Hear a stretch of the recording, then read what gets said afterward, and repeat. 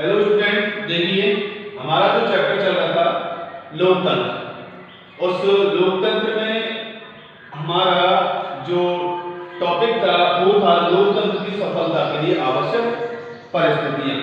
और इन लोकतंत्र की सफलता के लिए आवश्यक परिस्थितियों में जो हम पढ़ रहे थे, जो पहला बिंदु आपके लिए पढ़ाया था वो था शांति तथा व्यवस्था। कि लोकतंत्र की सफलता के लिए शांति व्यवस्था बनाए रखना जरूरी है, और जब तक शांति व्यवस्था नहीं रहेगी लोकतंत्र शासन प्रणाली सही साबित नहीं होगी। दूसरी थी हमने सुदृढ़ राष्ट्रीय अर्थव्यवस्था के बारे में हमने आपको बताया था कि लोकतंत्र में एक सुदृढ़ राष्ट्रीय अर्थव्यवस्था का भी होना जरूरी है। और तीसरी परिस्थिति आर्थिक समानता की स्थापना, कि लोकतंत्र में सबके लिए आर्थिक समानता का अधिकार देना चाहिए, सबको बराबर अधिकार देना चाहिए। और चौथी जो परिस्थिति है वो है सामाजिक न्याय की स्थापना। सामाजिक न्याय की स्थापना।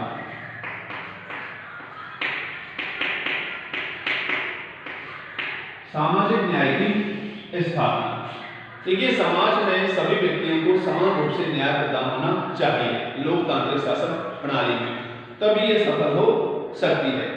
लोकतंत्र की सफलता के लिए जरूरी है कि व्यक्तियों के बीच लोकतंत्र की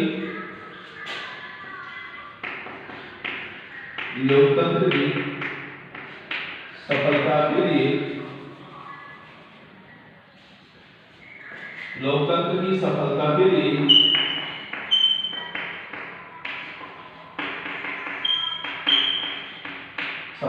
लिए आवश्यक है लोकतंत्र की सफलता के लिए आवश्यक है कि व्यक्तियों के बीच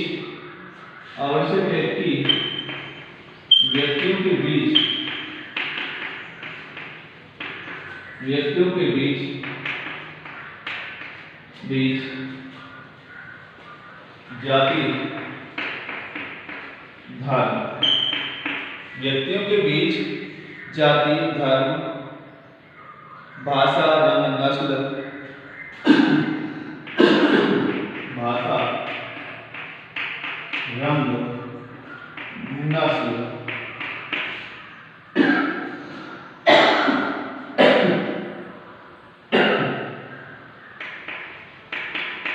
लिंग, जाति धर्म भाषा लिंग जन्म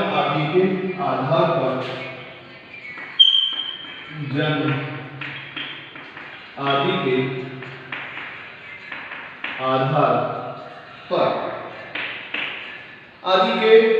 आधार पर भेदभाव नहीं किया जाए। भेदभाव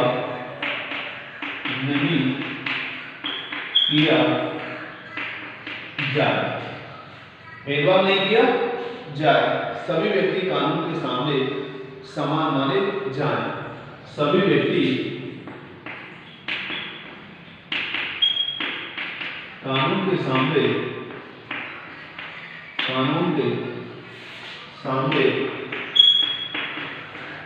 समान माने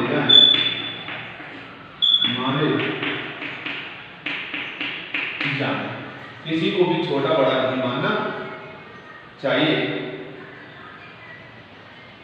उन्हें न्यायालय समान कानूनी संरक्षण दे।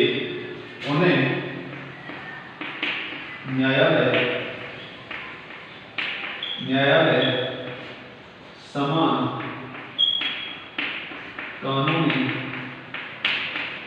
संरक्षण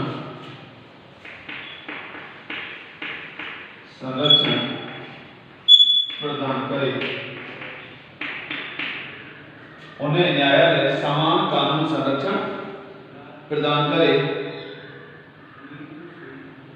इस प्रकार जब समाज में सभी व्यक्तियों को समान स्थिति प्राप्त होती है तो उनके बीच भावनात्मक एकता स्थापित होती है। इस तरह से सभी लोगों में भावनात्मक एकता एकता उत्पन्न, इस तरह से सभी लोगों में भावनात्मक एकता उत्पन्न होती है और सामाजिक लोकतंत्र की स्थापना होती है और सामाजिक लोकतंत्र की स्थापना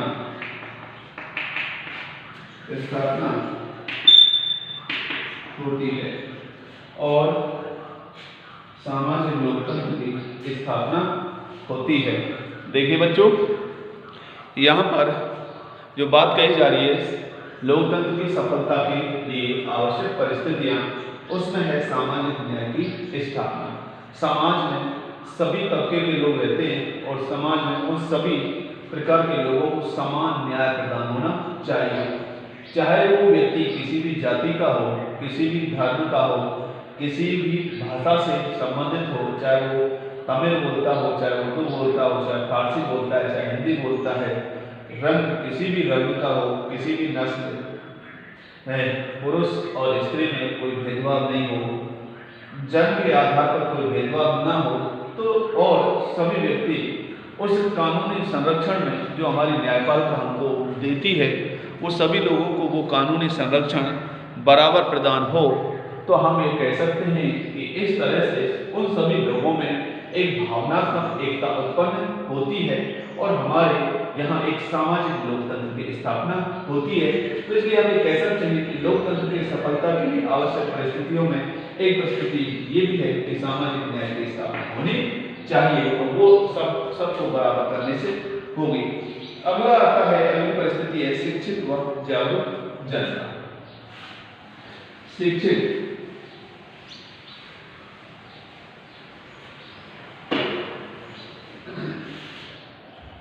शिक्षित व जागरूक जनता।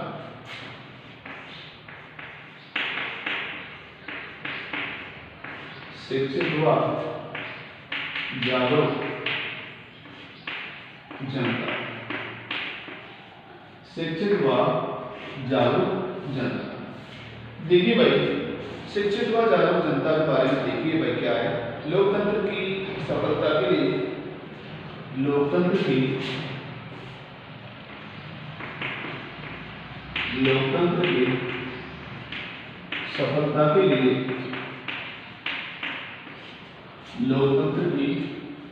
सफलता के लिए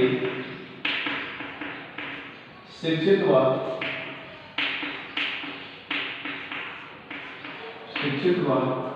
जागरूक जनता का होना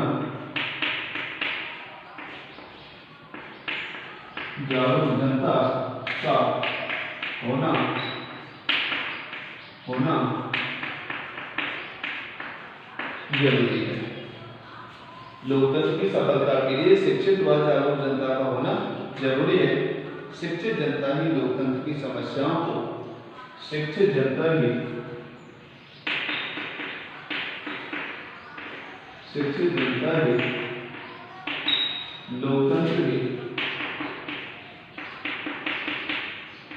लोकतंत्र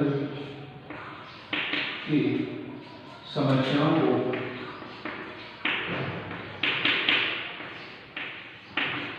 शिक्षित जनता ही लोकतंत्र की समस्याओं को तथा इनकी प्रक्रिया को समझने में समर्थ होती है तथा इसकी प्रक्रिया को समझने में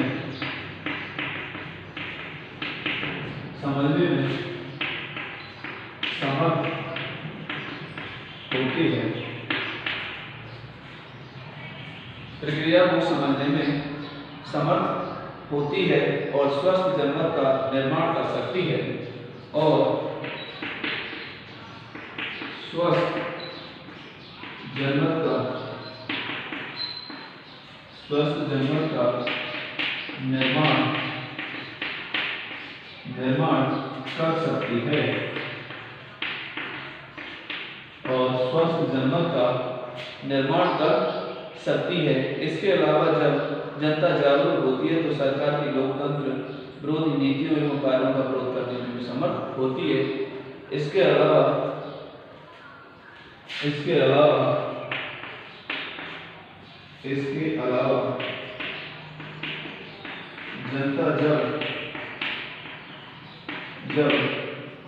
जागरूक होती है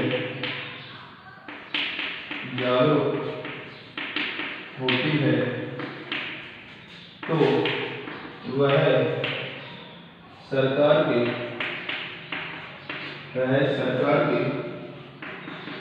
लोकतंत्र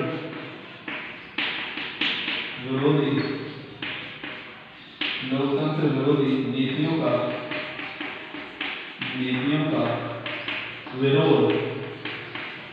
विरोध करती है। देखिए भाई, लोकतंत्र की सफलता के लिए आवश्यक परिस्थितियों में शिक्षित व जागरूक जनता। लोकतंत्र की सफलता के लिए शिक्षित व जागरूक जनता का होना जरूरी है। लोकतंत्र की सफलता के लिए शिक्षित एवं जागरूक मतदाता का होना जरूरी है। शिक्षित जनता ही लोकतंत्र की समस्याओं को और इसकी प्रक्रियाओं को समझ सकती है। एक अनपढ़ आदमी लोकतंत्र के बारे में नहीं समझ सकता। एक शिक्षित व्यक्ति ही लोकतंत्र की प्रक्रिया को और इसकी समस्या जो भी होती है लोकतंत्र को, उनको समझने में उसको सहूलियत होती है। और हम ये कह सकते हैं कि इससे ही एक स्वस्थ जनमत का निर्माण होता है। एक अच्छे प्रतिनिधि चुन करके जाते हैं, क्योंकि जो शिक्षित होगा और जागरूक होगा वो एक अच्छे व्यक्ति का चुनाव करता है, एक अच्छे प्रतिनिधि का चुनाव करता है। और हम ये कह सकते हैं कि यही जनता जब जागरूक होती है तो जो हमारी सरकारें होती हैं, जो कभी कभी लोकतंत्र विरोधी नीतियां अपनाती है, तो उन लोकतंत्र विरोधी नीतियों का विरोध करने में हमारी यह जनता सफल होती है। इसलिए शिक्षित एवं जागरूक मतदाता का होना जरूरी है।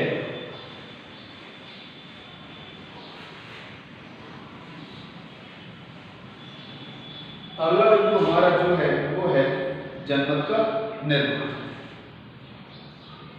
जनमत का निर्माण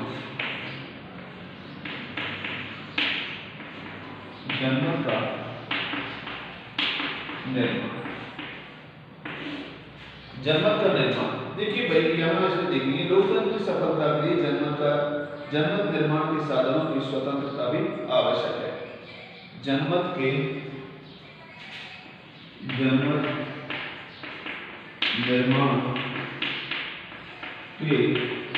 के साधनों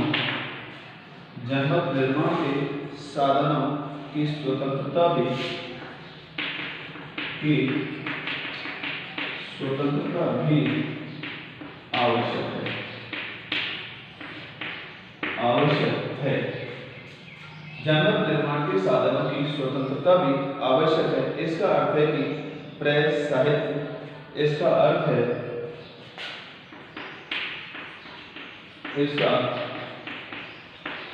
अर्थ है कि प्रेस, साहित्य, रेडियो, सिनेमा, प्रेस, साहित्य, रेडियो, सिनेमा, प्रेस, साहित्य, रेडियो, सिनेमा, दूरदर्शन आदि पर सरकारी नियंत्रण नहीं होना चाहिए। रेडियो, सिनेमा, दूरदर्शन पर सरकारी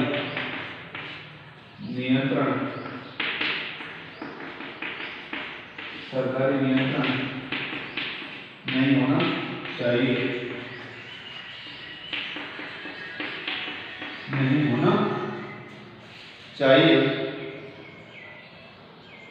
जब जनमत निर्माण के साधन स्वतंत्र होते हैं तब नागरिक संगठित रूप से और शांतिपूर्ण ढंग से सरकार की लोकतंत्र विरोधी नीतियों व कार्यों की आलोचना करने में सफल होते हैं, जिसमें लोकतंत्र की मर्यादा बनी रहती है। इस स्थिति में लोकतंत्र सफलतापूर्वक कार्य करता है।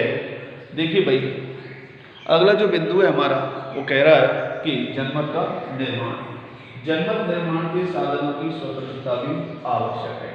और जनमत निर्माण के साधनों का मतलब है प्रेस, कि मीडिया को आज़ादी होनी चाहिए, कि प्रेस है अपने जैसे साहित्य, अपने साहित्य का विकास करने की एक स्वतंत्रता होनी चाहिए। रेडियो, सिनेमा, दूरदर्शन पर कोई सरकारी नियंत्रण नहीं होना चाहिए। और इनसे फर्क क्या पड़ता है, प्रभाव क्या पड़ता है? इनसे हम ये कह सकते हैं जब इन पर कोई सरकारी नियंत्रण नहीं होता है तो ये जो सरकार की लोकतांत्रिक विरोधी नीतियां हैं उन नीतियों को जनता के सामने लाने में ये सफल होते हैं, जिसमें एक लोकतांत्रिक मर्यादा बनी रहती है। लोकतंत्र बचाने का जो हमारा एक टारगेट है, लक्ष्य है, वो पूरा होता है। इस स्थिति में लोकतंत्र सफलतापूर्वक कार्य करता है। इसलिए हम ये कह सकते हैं कि एक जनमत के निर्माण में प्रेस, साहित्य, रेडियो, सिनेमा, दूरदर्शन आदि पर कोई ऐसा सरकारी गवर्नमेंट नियंत्रण नहीं होना चाहिए जिनसे इन पर पाबंदी हो और ये सरकार की नीतियां या अन्य प्रकार की नीतियों को जनता के सामने न ला सकें। खुलकर के इनको छूट देनी चाहिए जिससे कि ये सभी बातों को जनता के सामने लाए। अगला जो है हमारा नागरिक नैतिक व राजकीय चरित्र।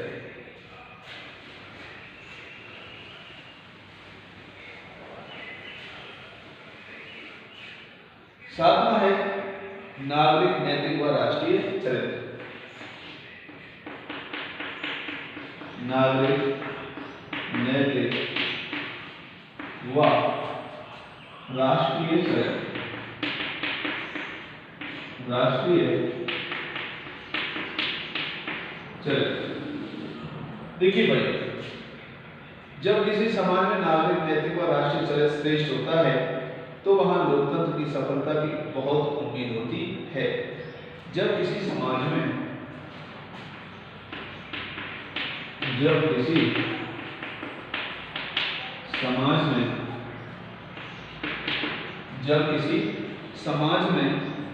नागरिक नैतिक व राष्ट्रीय चरित्र, नागरिक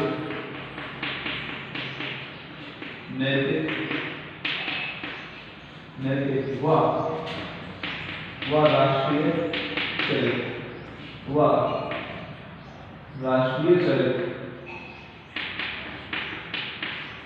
नैतिक व राष्ट्रीय चरित्र श्रेष्ठ होता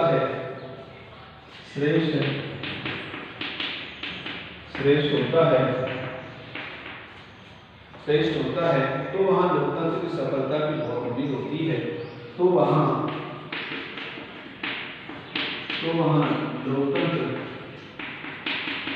लोकतंत्र की सफलता की बहुत उम्मीद होती है।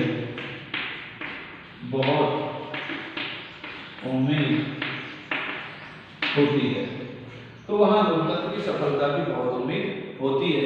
ऐसे समाज में व्यक्ति अपने अधिकारों व कर्तव्यों का उचित प्रयोग करते हैं। ऐसे समाज में व्यक्ति अपने अधिकारों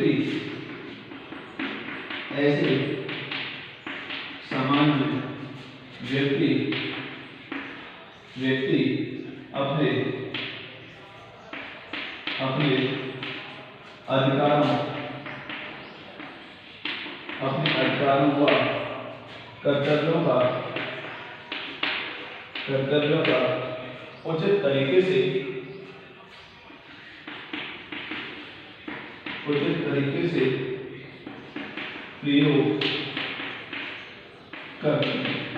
कर्तव्यों का उचित तरीके से प्रयोग करते हैं। वे सार्वजनिक समस्याओं पर लोकहित की दृष्टि से विचार करते हैं।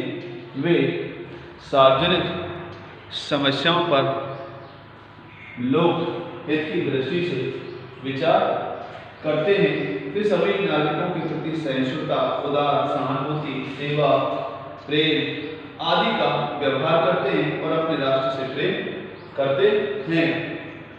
वस्तुतः लोकतंत्र अंतिम दृष्टि से जनता की शक्ति पर निर्भर करता है और जब जनता का नागरिक नैतिक व राष्ट्रीय चरित्र सुदृढ़ होता है तो लोकतंत्र भी सफल होता चला जाता है। तो देखिए, नागरिक नैतिक व राष्ट्रीय चरित्र ये लोकतंत्र की सफलता के लिए एक अहम बात है। देखिए भाई, जब किसी समाज में नागरिक नैतिक व राष्ट्रीय चरित्र श्रेष्ठ होता है तो वहाँ लोकतंत्र की सफलता की बहुत उम्मीद होती है। ऐसे समय में व्यक्ति अपने अधिकारों व कर्तव्यों का उचित तरीके से प्रयोग करते हैं और वे सार्वजनिक समस्याओं और लोकहित की दृष्टि से विचार करते हैं। वे सार्वजनिक समस्याओं पर लोकहित की दृष्टि से विचार करते हैं, सबका हित होना चाहिए ऐसा वो सोचते हैं और सभी नागरिकों के प्रति सहिष्णुता, उदारता, सहानुभूति, सेवा, प्रेम, आदर आदि की भावना से वो देखते हैं या व्यवहार करते हैं और वे अपने राष्ट्र से प्रेम करते हैं। वैसे हम ये कहें कि लोकतंत्र की शक्ति जो होती है वो जनता होती है, लेकिन हम ये कह सकते हैं जब जनता का नागरिक नैतिक व राष्ट्र से सुदृढ़ होता है तो लोकतंत्र भी एक तरह से सुदृढ़ एवं मजबूत होता चला जाता है। इसलिए हम ये कह सकते हैं कि लोकतंत्र की सफलता के लिए आवश्यक परिस्थितियों में एक नागरिक नैतिक व राष्ट्रीय चरित्र का भी सुदृढ़ एवं मजबूत होना जरूरी है। और इसके बाद में अगली जो परिस्थिति आती है वो है हमारी नागरिक स्वतंत्रता, और वो हम कल आपके लिए बताएंगे। आज के लिए बस इतना है।